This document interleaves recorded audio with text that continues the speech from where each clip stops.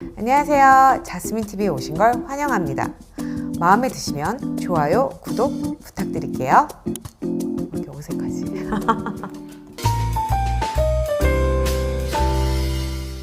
섭식장애로 고통받고 계신 당사자나 가족분들, 어디서부터 어떻게 이 고통에서 벗어나야 하는지, 예전으로 돌아갈 수는 있는지 막막하실 거라 생각합니다. 계속 말씀드리지만 섭식장애의 경우 본인의 의지가 아니기 때문에 증상이 심하면 심할수록 발병된 시점이 오래되면 오래될수록 전문적인 치료가 필요한데요. 많은 분들이 정말 치료가 될 수 있을까? 어떻게 치료가 되는 거지? 에 대하여 궁금해 하십니다. 그래서 오늘은 섭식장애의 대표적인 치료 방식에 대해 준비해봤습니다. 섭식장애 때문에 주변 클리닉에 가보신 분들 중 상태만 간단히 체크하고 약만 처방받는 경험을 하신 분들이 많습니다. 하지만 섭식장애의 치료는 섭식장애 유형과 증상과 심각도에 따라 다양한 치료 방식들이 존재하고 분명한 건 회복을 위한 여러 길이 있다는 사실입니다. 그래서 오늘은 신경성 식욕부진증, 신경성 폭식증, 폭식장애 이 세 가지 유형의 섭식장애에 어떠한 치료가 필요하고 효과적인지 설명하려 합니다. 우선 첫 번째, 의학적 치료. 과거에는 정신건강과 신체건강을 분리해서 바라보는 경향이 있었지만 현대의학에서는 이 두 영역이 서로 상호작용하고 있다고 강조합니다. 그래서 정신건강에 문제가 생기면 당연히 신체 기능에도 직접적인 이상이 나타날 수 있고 반대로 신체 건강에 문제가 생기면 우리의 감정과 사고 및 정신건강에 문제를 일으킬 수 있는데요. 우리가 생존하고 정상적인 몸의 기능을 하기 위해 가장 중요한 이 섭식 행동에 이상이 생기는 이 섭식장애라는 정신질환의 경우 당연히 신체적 건강에 많은 영향을 미치게 되겠죠. 그래서 병원에 가게 되면 우선 의학적 평가와 모니터링을 진행을 하게 됩니다. 체중과 BMI, 맥박과 혈압, 혈액 검사로 전해질, 특히 칼륨과 그리고 신장 기능, 간 기능 등을 확인하고요. 영양 상태가 심각하게 안 좋을 경우 심장에 이상이 있을 수 있기 때문에 심전도로 부정맥이나 섬액이 있는지도 체크합니다. 특히 여성의 경우 저체중으로 인하여 생리가 중단하기 때문에 골밀도 검사 진행되고요. 만약 부정맥, 심한 저칼륨 혈증이나 탈수증이 있거나 자살 위험이 보이면 즉시 바로 입원 치료를 하게 됩니다. 이렇게 신체적 데미지가 커서 생명에 지장이 있을 것 같은 경우 입원 치료가 필요하고요. 입원이 필요한 정도까지는 아니지만 집에서 혼자 관리가 어려운 경우 PHP, 주 5일 6에서 8시간 정도 병원에서 치료받고 집으로 귀가할 수 있는 이 부분 입원 프로그램이나 집에서 생활하면서 주 3에서 5일, 하루에 3, 4시간 정도 정해진 요일과 시간에 센터에 방문해서 치료받는 집중 외래 프로그램이 있습니다.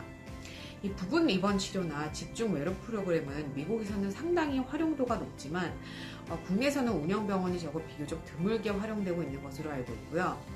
대부분 초기 단계거나 심각도가 높지 않거나 혹은 본인이 시간과 비용적 부담이 크기 때문에 단순 외래 치료를 받게 됩니다. 하지만 증상이 심한 환자의 경우 단순 외래 치료만 받으면 효과가 제한적이고 재발 위험도 클 수 있습니다. 그래서 이 치료 프로그램을 선택함에 있어서는 증상이 얼마나 심각한지, 현재 상태가 치료를 견딜 만큼 안정적인지, 치료에 필요한 시간과 비용을 본인이 확보할 수 있는지를 종합적으로 고려하는 것이 중요합니다. 이렇게 신체적 안정을 확보하고 회복하려는 의학적 치료와 함께 꼭 필요하게 진행되는 것이 두 번째, 영양치료인데요. 섭식을 거부하거나 필요한 영양소가 충분히 공급되지 않으면 뇌를 포함한 우리 몸의 주요 장기 기능이 손상되어 회복 능력이 떨어지고 섭식장애 증상이 더 악화될 수 있습니다. 따라서 회복 과정에서 영양치료는 반드시 함께 이루어져야 하는데요. 이 섭식장애 유형별로 영양치료 목표와 방식이 다르게 정해질 수 있습니다. 우선 신경성 식욕부진에서는 칼로리 섭취를 극도로 제한하거나 거부하는 특징이 있죠. 그래서 지속된 저체중 상태로 뇌나 장기 기능이 저하된 경우가 많습니다. 그래서 이들에게 영양치료의 핵심 목표는 이 결핍된 영양소를 보충하고 체중을 회복하여 정상적인 생리 기능을 회복하게 하는 것입니다.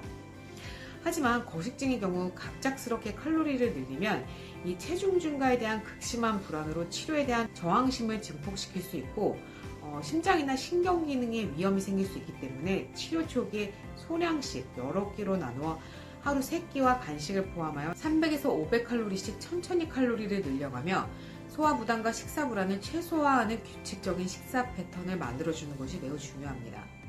그래서 필요시 초기에는 치료자나 가족이 함께 식사를 도와주는 방식으로 진행되기도 합니다. 신경성 폭식증의 경우 폭식을 하고 구토, 과도한 운동이나 이뇨제 사용 같은 보상 행동을 하는 것이 특징이죠.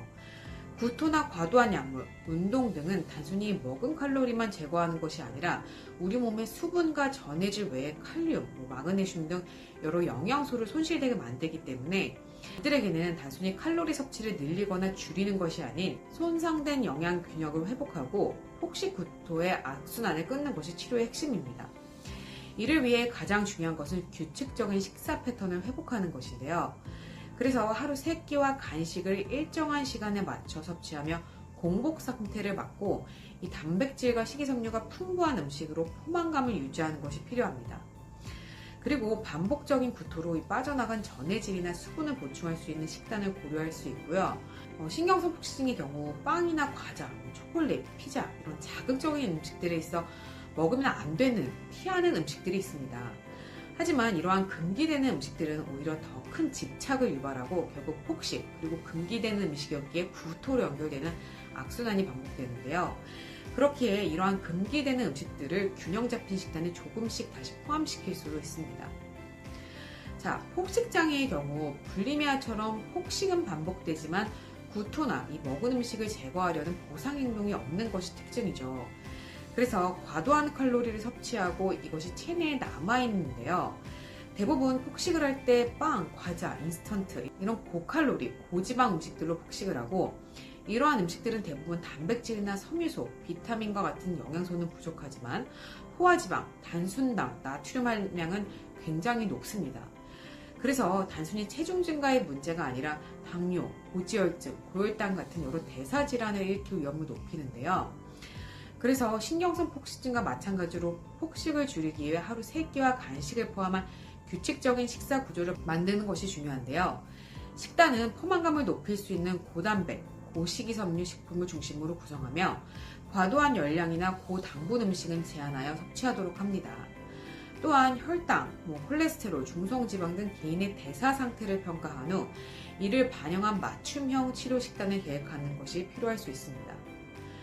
이렇게 섭식장애 치료에 있어 의학적, 영양적 치료에 대해 오늘은 간단하게 소개를 해드렸는데요. 섭식장애는 마음의 병, 정신적인 문제라고 하지 않았냐, 그럼 심리치료가 중요한 거 아니냐 하실 텐데 당연히 섭식장애의 근원의 뿌리를 뽑기 위해서는 심리치료가 핵심이고 너무나도 중요합니다. 그런데 제가 영상 시작 부분에서 우리의 몸과 정신은 상호작용을 한다고 이미 깔아놨었죠. 비록 섭식장애에서 심리치료가 절대적으로 중요하지만 이 영양적 치료로 균형 잡힌 영양소가 공급되고 의학적 치료를 통해서 뇌와 신체 기능이 회복이 돼야만 우리의 감정과 사고와 행동의 패턴을 변화시키는 심리치료를 포함한 모든 치료들이 힘을 발휘할 수 있습니다. 따라서 본인이 현재 섭식장애를 갖고 계신다면 심리적인 부분만 신경 쓰실 게 아니고 이러한 영양적인 부분, 신체 건강적인 부분도 꼭 신경 쓰셔야 된다는 점을 기억하시고 다음 영상에서는 섭식장애의 진정한 회복을 위하여 어떠한 심리치료들이 있는지 이야기해 보도록 하겠습니다.